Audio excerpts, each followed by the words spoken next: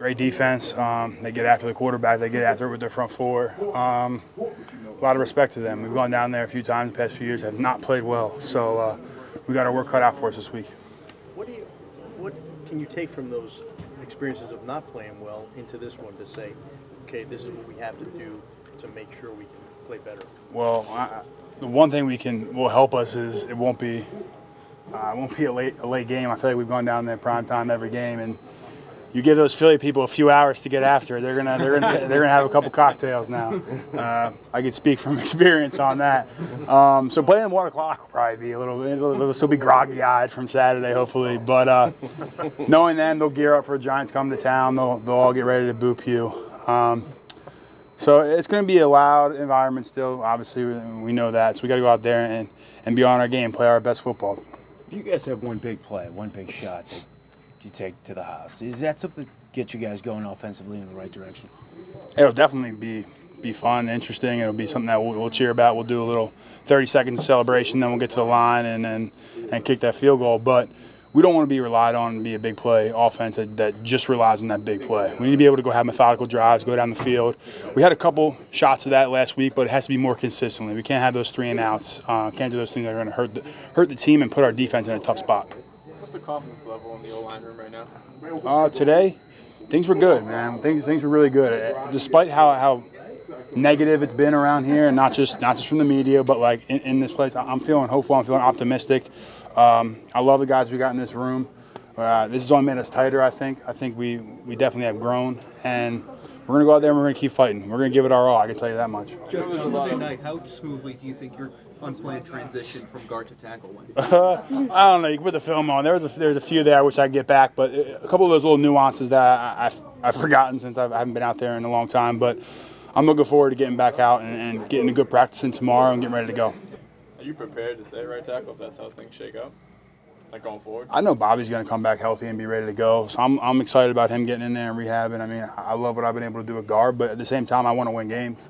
So if I'm out there at right tackle, I'm going to go out there and do my job. I'm going to go out there and battle.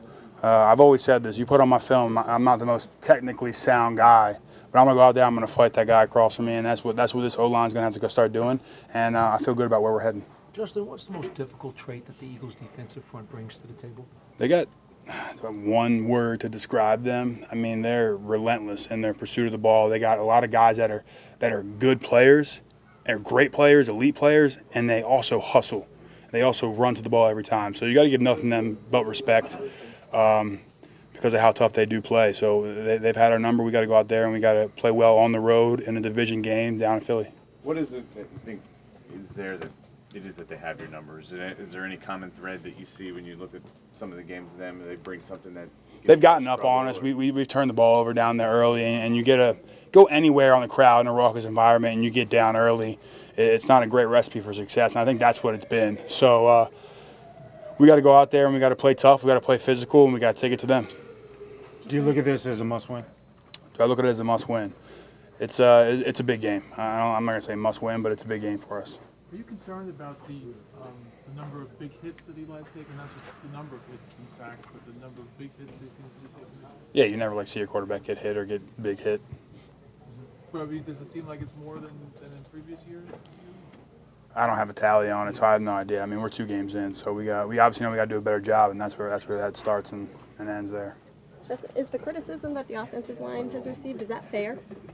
I mean, yeah. I mean, if the fans want to go out and they want to boo it, I can't fault them. We haven't put anything really good out there on tape so far to prove them otherwise. But I know the group of guys we have, and I know what the direction we're heading, and I know the camaraderie that we're building, and we're going to keep getting better. And I think I speak for the offensive line when I say we're going to go out there and we're going to keep fighting. So stick with us. Don't turn your backs on us just yet. Give us a chance here. Do you just have to be cleaner in what you're doing out there?